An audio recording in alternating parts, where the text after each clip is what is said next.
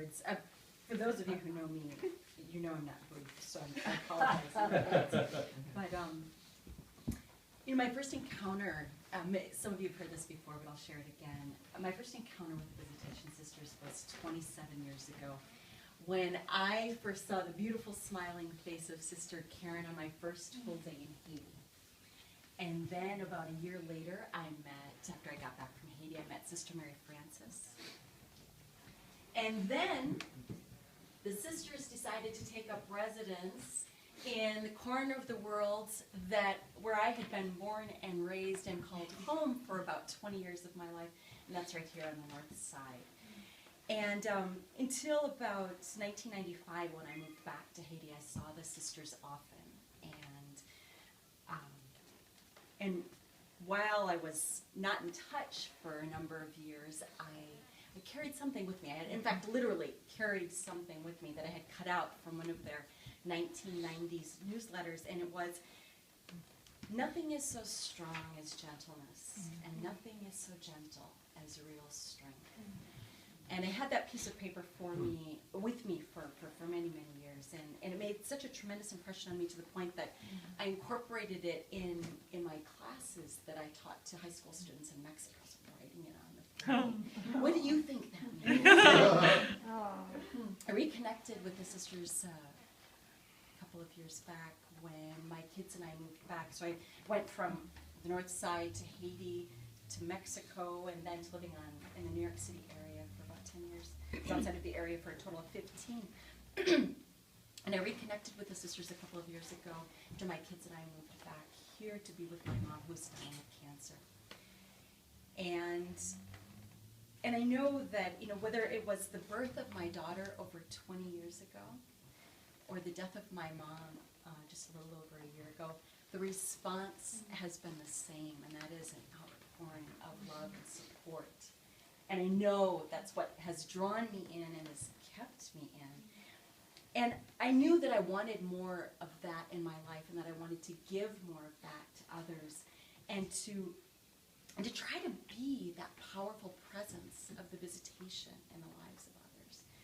And so when I was asked if I was interested in exploring becoming a visitation companion, I said yes. Now, in thinking about the formation process that started last October, I'm reminded of a quote from the movie City of Joy. "If the journey is not what you expected, do not be surprised." So I anticipated learning about Salesian spirituality, and even with all of my contact and connection with the sisters, I honestly didn't know what that meant. And I remember seeing Live Jesus, and I was still like, what does that mean? And what I didn't anticipate is learning so much about myself. And indeed, it's been quite an adventure in self-discovery and self-possession. This is a never-ending journey, right, of self-discovery, self-possession, and self-donation. And I'm amazed and astonished at the ongoing revelations and epiphanies, and at every turn, I find my relationship with God and myself and others deeper and richer and better. And I marvel at the profound wisdom of Saints Francis and Jane, and at the seeming effortlessness of the sisters in simply living Jesus today. Praying as Jesus prayed, spending time with people he spent time with, doing the things that he did. And, or in the words of Father Louis Fiorelli, loving now. And how powerfully transforming it all is. I believe that the sisters magnify God's presence among us. And they show us how, as Mary did, to say yes to being filled with and giving birth to God's love and sharing that with others. And in that spirit, I'd like to share with you one of, I don't know if any of you are familiar with this book, Miriam of Nazareth. And Miriam is Hebrew for Mary, which means rebellion. And while what I'm about to share with you is titled Magnificat of Betrothal, it speaks to me just as loudly what it means to be intentionally part of a community, part of this community.